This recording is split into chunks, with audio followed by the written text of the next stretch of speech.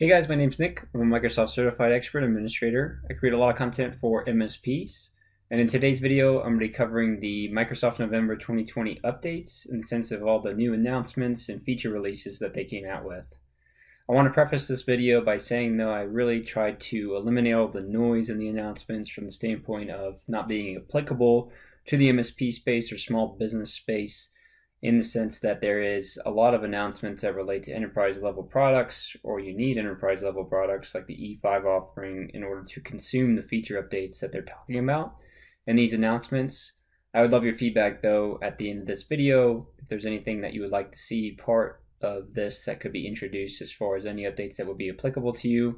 My main goals is really to make this a proactive effort for yourself and your customer base for new announcements that come through the pipeline from Microsoft. Before I get into everything here, if you guys want to see a lot of content around the MSP space and Microsoft, go ahead and subscribe to the channel. I'm going to go ahead and start with Microsoft Teams because this is obviously where they're spending a lot of investment money in improvements and new features. And there's definitely a lot of updates this month from Microsoft Teams. So first here, the Skype for Business Admin Center is retiring December 1st. So previous links and existing bookmarks you may have will no longer work after December 1st. But keep in mind the PowerShell commandlets for Skype for Business and the call quality dashboard within the Teams Admin Center will still be functional. Next, you may have seen some of this recently in your own environments. I certainly have, but notifications for 5 minutes left in the meeting was introduced into Microsoft Teams, and the user sees this banner that I've screenshotted here, and they don't have to do anything here. It will be automatically removed after 10 seconds. They can click on dismiss if they really want to. They shouldn't just be confused that clicking dismiss ends the meeting. That should be pretty intuitive, but just want to give some heads up there. And this should all be done in the early month here going into December.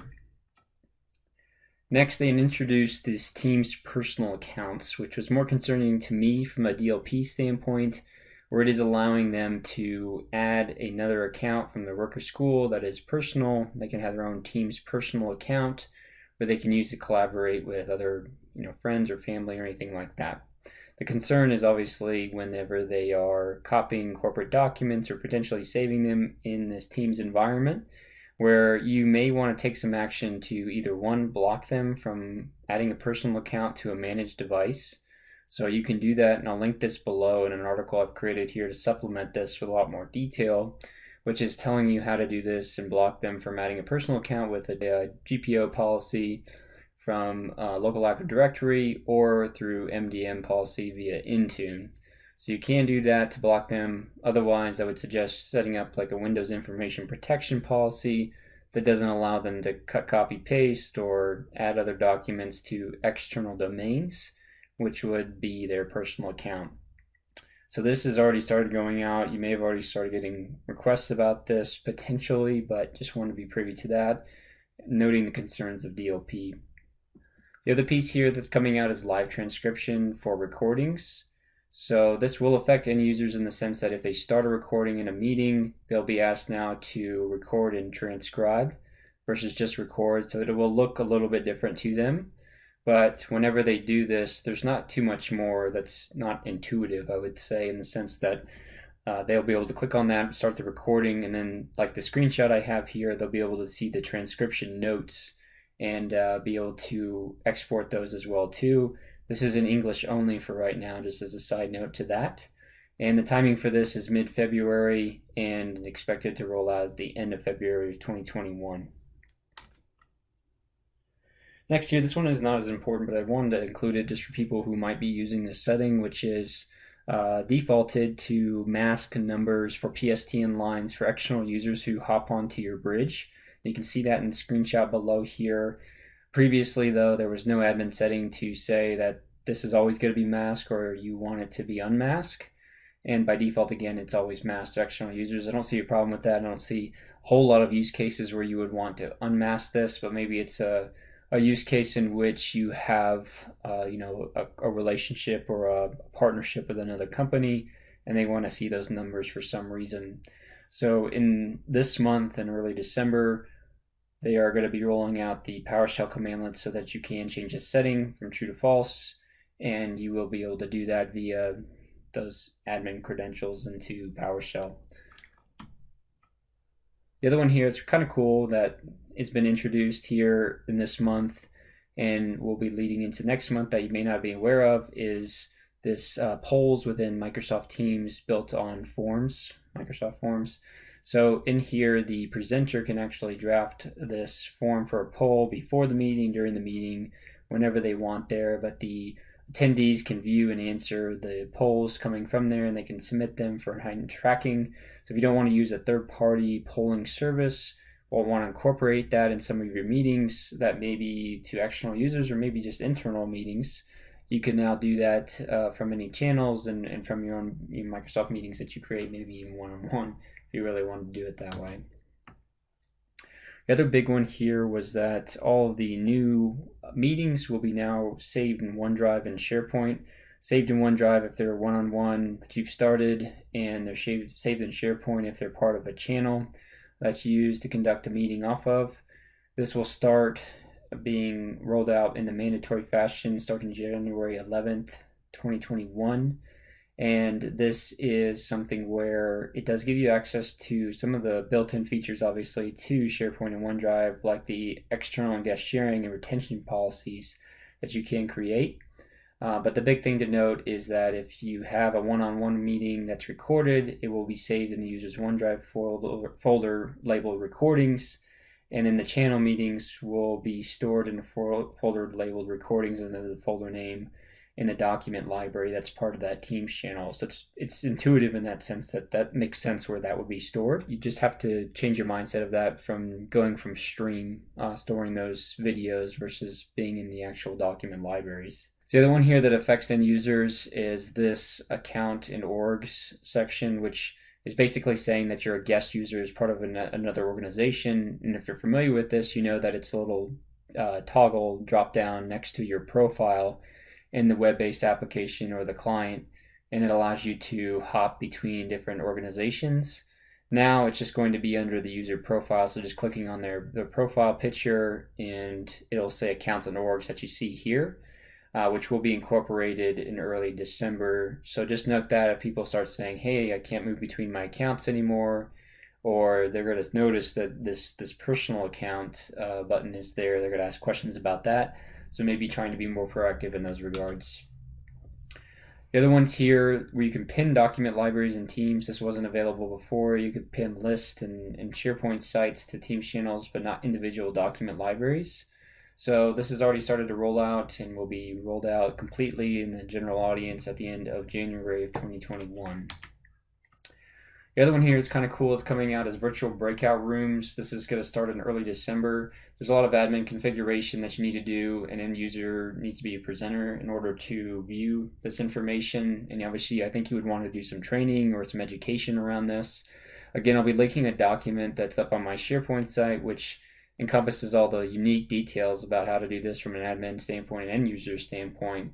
But it does allow them to separate out into breakout rooms. So maybe you are going to separate tasks for a minute and then come back into the general room after you're done. And this is really important, especially with the rise of remote work.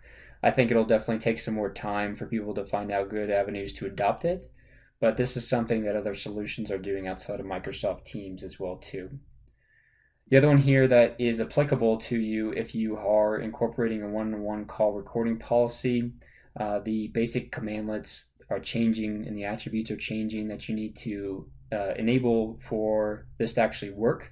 And it will disable on December 18th if you don't change the commandlets. I'm not going to go into much detail because you know whether or not you're using these commandlets or not to enable one-on-one call recordings.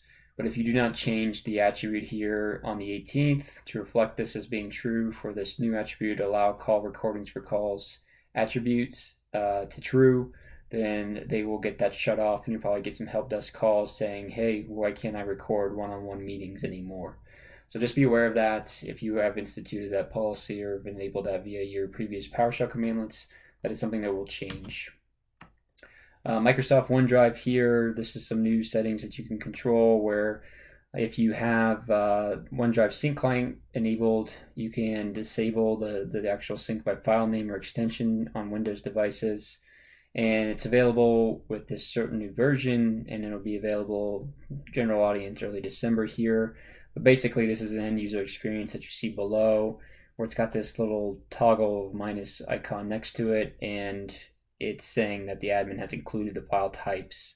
So just note that you can do that if there's certain files that you don't want to sync up to the cloud, by name, if you find them, unique one-off cases, or by actual file extensions. This is another cool one coming out in January 2021, where you are able to time box the access from a guest standpoint to a SharePoint Online site or a user's OneDrive environment where they've shared that. If you've given them permissions to do so with external users, you can then automatically say it expires after a certain amount of days. This is again a great one for just DLP in general, so that you can maintain the access control rights that are being used, especially if you've had to go a little lighter, I would say, on these settings because you've gotten pressure from the organization to not be as permissive in the sense of being more secure. Last two on Microsoft Exchange and Words here that I want to cover is the Secure by Default.